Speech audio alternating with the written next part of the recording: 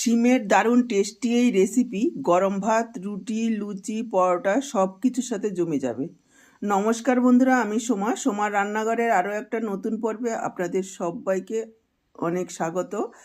আজকে আমি দুর্দান্ত স্বাদের একটা শিমের রেসিপি নিয়ে চলে এসেছি। শিমের আপনারা অনেক রকম রেসিপি খেয়েছেন, সর্ষে শিম, শিম পাতুরি, শিম পোস্ত, শিম আলুর তরকারি, কিন্তু একবার এই শিমের রেসিপিটা রান্না করে খেয়ে দেখুন, অসাধারণ খেতে হয়। এটা আপনারা সব কিছুর সঙ্গেই সার্ভ করতে পারবেন, আর রান্না করাও একেবারে সহজ। ঘরে থাকা কয়েকটা উপকরণ দিয়েই তৈরি হয়ে যাবে। তো চলুন দেরি না করে রেসিপিটা দেখে নেওয়া যাক।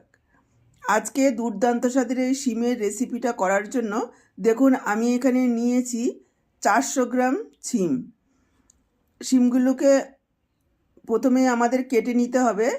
শিমগুলো যখন কাটবো তার আগে এভাবে আলোর অপোজিটে ধরে দেখব।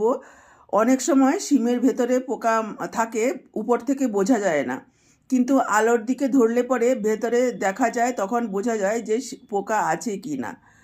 তারপর দুদিকের যে সুতোর মতো অংশটা রয়েছে সেটা এভাবে অবশ্যই কেটে বাদ দিয়ে দিতে হবে, কেননা এটা যখন রান্নার পর মুখে পড়ে তখন খেতে ভালো লাগে না, আর এটা সেদ্ধও হয় না।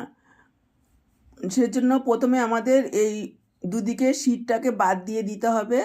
দেখুন, সবগুলো শিমেরই আমি সুতোর মতো অংশটাকে বাদ দিয়ে দিয়েছি। তারপর এইভাবে 3 টুকরো করে কেটে নিচ্ছি। যেহেতু শিমগুলো অনেকটাই বড়, সেজন্য আমি 3 টুকরো করে কেটে নিচ্ছি। আপনারা চাইলে 2 টুকরো করেও কেটে নিতে পারেন।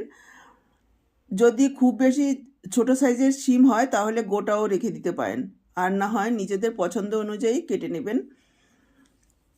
দর্শক বন্ধুরা, আজকের পুরো ভিডিওটা দেখুন, আশা করছি আপনাদের ভীষণ ভালো লাগবে। আর ভিডিওটা দেখে যদি ভালো লাগে অবশ্যই একটা লাইক করে শেয়ার করে দেবেন, কেননা আপনাদের একটা লাইক আমাদের জন্য অনেকটাই গুরুত্বপূর্ণ। আর আমার রান্নাগুলো যদি আপনাদের ভালো লাগে অবশ্যই চ্যানেলটাকে সাবস্ক্রাইব করে সাথেই থাকবেন। বেল বাটনটা অল করে দিলে আমার দেওয়া যে কোনো রেসিপির আপডেট সবার আগে আপনাদের কাছে পৌঁছে যাবে। ফেসবুক থেকে ভিডিওটা দেখে থাকলে সোমার রান্নাঘর পেজটাকে ফলো করার অনুরোধ রইল। দেখুন, আমি সমস্ত শিমগুলোকে এভাবে কেটে নিয়েছি। কেটে ভালোভাবে ধুয়ে নিয়ে চলে আসলাম। এদিকে গ্যাস অন করে কড়াই বসিয়ে দিয়েছি।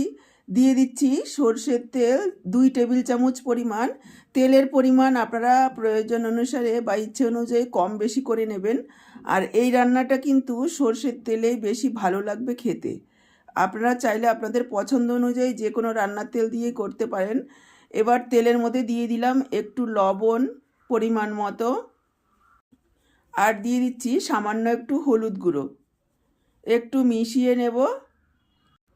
এইভাবে লবণ হলুদ তেলের মধ্যে দিয়ে দিলে সমস্ত শিমগুলোর মধ্যে ভালোভাবে মিশে যাবে। এবার শিমগুলোকে দিয়ে দিলাম। শিমগুলোকে একটু ভেজে নেব।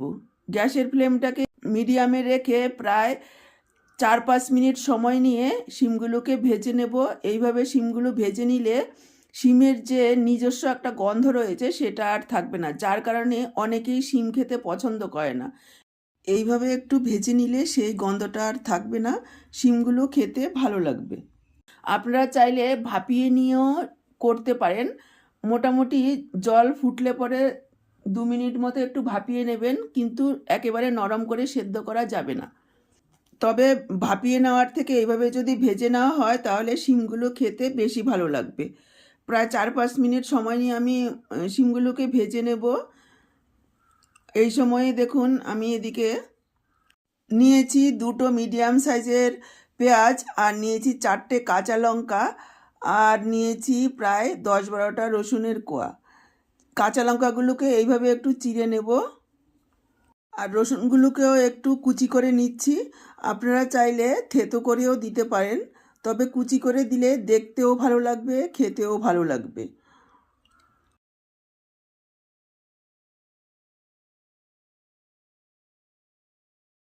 পেঁয়াজগুলোকেও এইভাবে একটু কুচি কুচি করে কেটে নেব। আপনারা চাইলে চপারে চপ করেও নিতে পারেন। আর এদিকে নিয়েছি 1 ইঞ্চি মতো আদা। আদাটাকেও দেখুন এইভাবে একটু কুচি করে কেটে নিচ্ছি। আপনারা চাইলে গ্রেটারে গ্রেট করেও দিতে পারবেন। এদিকে দেখুন প্রায় 4-5 মিনিট সময় নিয়ে শিমগুলোকে ভেজে নিয়েছি। এবার শিমগুলোকে তুলে রাখবো। শিম তুলে নিয়ে কড়াতে দিয়ে দিলাম আরও 3 টেবিল চামচ পরিমাণ সর্ষের তেল। তেল গরম হয়ে গেলে দিয়ে দিচ্ছি হাফ চা চামচ কালো জিরে, 4টে চেরা কাঁচা লঙ্কা। লো ফ্লেমে কয়েক সেকেন্ডের জন্য একটু ভেজে নেব। তারপর এখানে দিয়ে দিচ্ছি কুচনো রসুন, আদা। লো ফ্লেমে একটু ভেজে নিচ্ছি, তবে খুব বেশি লাল করে ভাজবো না, যাতে না পুড়ে যায় সেই দিকে খেয়াল রাখবেন। হালকা লালচে করে ভেজে নিচ্ছি। দেখুন আদা রসুনগুলোকে ভেজে নিয়েছি হালকা লালচে করে প্রায় 1 মিনিট সময় নিয়ে লো ফ্লেমে। এবার আমি যোগ করে দিলাম কুচনো পেঁয়াজ। পেঁয়াজগুলোকে প্রায় 3-4 মিনিট সময় নিয়ে মিডিয়াম ফ্লেমে রেখে একেবারে লালচে করে ভেজে নেব। খেয়াল রাখবেন পেঁয়াজগুলো কাঁচা যাতে না থাকে। যত ভালোভাবে ভাজা হবে ততই কিন্তু শিমের রেসিপিটার টেস্ট বেড়ে যাবে। পেঁয়াজগুলো ভাজা হতে হতে এইদিকে দেখুন আমি নিয়েছি 2টো মিডিয়াম সাইজের টমেটো। টমেটোগুলোকে এইভাবে একটু ছোট ছোট করে কেটে নিচ্ছি। এদিকে দেখুন পেঁয়াজগুলো লালচে হয়ে ভাজা হয়ে গেছে। এবার আমি যোগ করে দিলাম 2 চা চামচ বেসন। গ্যাসের ফ্লেমটাকে লোতে রেখে প্রায় 1.5-2 মিনিট সময় নিয়ে বেসনগুলোকে ভেজে নিতে হবে। খেয়াল রাখবেন বেসনের যাতে কাঁচা গন্ধ একেবারেই না থাকে। ভালোভাবে ভাজতে হবে, তাহলে আর বোঝা যাবে না যে এখানে আমরা বেসন যোগ করেছি, অথচ শিমের রেসিপিটার টেস্ট অনেক গুণ বেড়ে যাবে। বেসনগুলোকে পেঁয়াজের সাথে এইভাবে নাড়াচাড়া করতে করতে দেখবেন সুন্দর একটা গন্ধ বের হচ্ছে, আর তেল একেবারে ফেনা ফেনা হয়ে যাবে এইভাবে যখন বেসনগুলো খুব ভালোভাবে ভাজা হবে। তারপর এখানে যোগ করে দিচ্ছি কিছু গুঁড়ো মশলা। দিয়ে দিলাম হাফ চা চামচ ধনের গুঁড়ো, হাফ চা চামচ দিয়ে দিলাম জিরের গুঁড়ো, একটু লাল লঙ্কার গুঁড়ো, হাফ চা চামচ কাশ্মীরি লাল লঙ্কার গুঁড়ো। কাশ্মীরি লাল লঙ্কার গুঁড়োটা অপশনাল, এটা আমি কালারের জন্য দিয়েছি, আপনারা চাইলে নাও দিতে পারেন। এতে কোনো রকম ঝাল হবে না, কালারটা সুন্দর হবে। আর যোগ করে দিলাম হাফ চা চামচ হলুদ গুঁড়ো। দিয়ে দিলাম একটু জল যাতে গুঁড়ো মশলাগুলো না পুড়ে যায়। এই সময় গ্যাসের ফ্লেমটাকে লোতে রেখে প্রায় 1-2 মিনিট সময় নিয়ে মশলাটাকে কষিয়ে নিতে হবে। গ্যাসের ফ্লেমটাকে বাড়ানো যাবে না, তাহলে কিন্তু নিচে ধরে যেতে পারে, যেহেতু বেসন দেওয়া রয়েছে। এবার যেহেতু আমাদের তেলের পরিমাণটা কম, মশলাটা কিন্তু কষানো হয়নি, সেজন্য 2 থেকে 3 বার এইভাবে অল্প অল্প জল দিয়ে মশলাটাকে কষাবো। এভাবে জল দিয়ে দিয়ে মশলাটাকে কষালে মশলাটা খুব ভালোভাবে কষানো হবে। যত ভালোভাবে মশলাটা কষানো হবে ততই কিন্তু টেস্ট বাড়বে। আর মশলা যদি নিচে লেগে যায় আর জল দেওয়া না হয়, তাহলে তেলের পরিমাণ বেশি দিতে হবে, কিন্তু মশলা কষাতে হবে। আর মশলা ভালো কষানো না হলে কিন্তু মশলার কাঁচা গন্ধ থেকে যাবে, এতে করে খেতে ভালো লাগবে না। দেখুন মশলাগুলো দেওয়ার পর আরও 3-4 মিনিট সময় নিয়ে ভালোভাবে মশলাটাকে কষিয়ে নিয়েছি।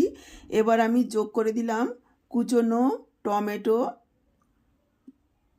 দিয়ে দিচ্ছি পরিমাণ মতো লবণ।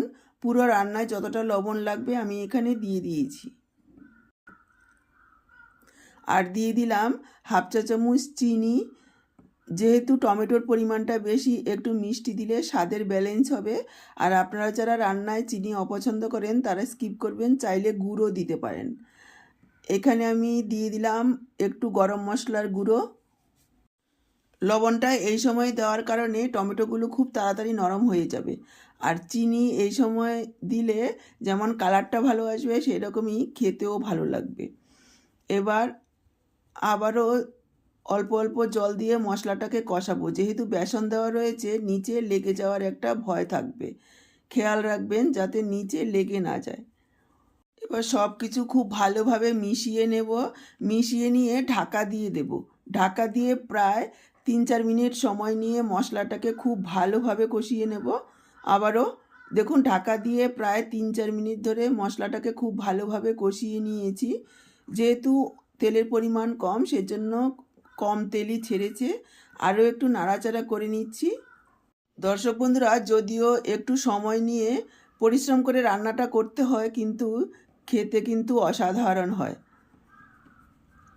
শিমের অনেক রেসিপি খেয়েছেন, একবার আমার মতো করে এই রান্নাটা করে দেখুন, আশা করি আপনাদেরও ভীষণ ভীষণ ভালো লাগবে।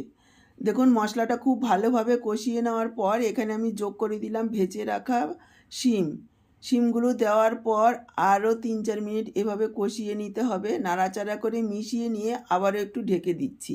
ঢেকে কষালে খুব ভালোভাবে কষানো হবে।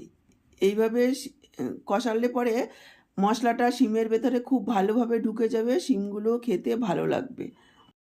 দেখুন ঢাকা দিয়ে প্রায় 3-4 মিনিট সময় নিয়ে শিমগুলোকে মশলার সাথে ভালোভাবে কষিয়ে নিয়েছি। মাঝখানে দুবার ঢাকা তুলে আমি নাড়াচাড়া করে দিয়েছি যাতে নিচে লেগে না যায়। আরও একটু নাড়াচাড়া করে নিলাম। এবার আমি যোগ করে দিচ্ছি জল। জলের পরিমাণ এখানে একটু বুঝে দিতে হবে যাতে শিমগুলো সেদ্ধ হওয়ার পর মাখো মাখো থাকে, কেননা এটা খুব একটা পাতলা ঝোল হবে না, আবার একেবারে শুকনোও হবে না।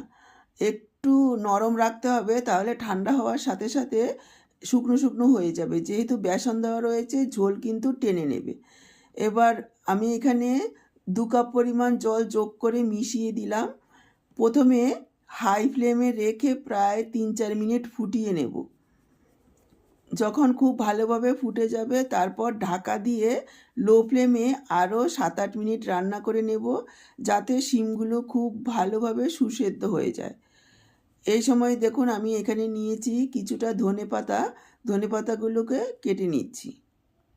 দেখুন ঢাকা দিয়ে শিমগুলোকে প্রায় 7-8 মিনিট রান্না করে নিয়েছি। ঝোলটা একেবারে ঠিকঠাক রয়েছে। এটা ঠান্ডা হওয়ার পর আরও একটু শুকনো শুকনো হয়ে যাবে। একবার দেখিয়ে দিচ্ছি, দেখুন শিমগুলো চাপ দিলেই গলে যাচ্ছে আর গোটা আছে। এভাবেই সেদ্ধটা করবেন, একেবারে গলিয়ে ফেললে ভালো লাগবে না খেতে। যে কোনো সবজি ওভারকুক হয়ে গেলে মানে বেশি সেদ্ধ হয়ে গেলে সেটা খেতে ভালো লাগে না।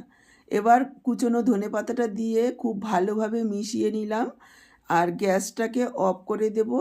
ঢেকে রেখে দেব 5 মিনিট, যাতে সব কিছু খুব সুন্দরভাবে সেট হয়ে যায়। তারপর আমি সার্ভ করছি। 5 মিনিট পর ঢাকাটা তুলে দেখুন আমি সার্ভ করে দিচ্ছি। শিমের দারুণ টেস্টি রেসিপি একেবারে তৈরি। এটা যে কোনো দিন বানিয়ে নিলে ছোট থেকে বড় সবাই চেটেপুটে খাবে। যারা কোনো দিন শিম খেতে পছন্দ করে না তারাও যদি একবার খায় বারবার খেতে চাইবে। তাহলে আজকে এই পর্যন্ত, আবার চলে আসবো এই রকমই দারুণ টেস্টি কোনো রেসিপির সাথে। সবাই ভালো থাকুন, সুস্থ থাকুন। আপনাদের সবার সুস্থতা কামনা করে এখানেই শেষ করছি। সবাইকে অসংখ্য ধন্যবাদ পুরো ভিডিওটা দেখার জন্য।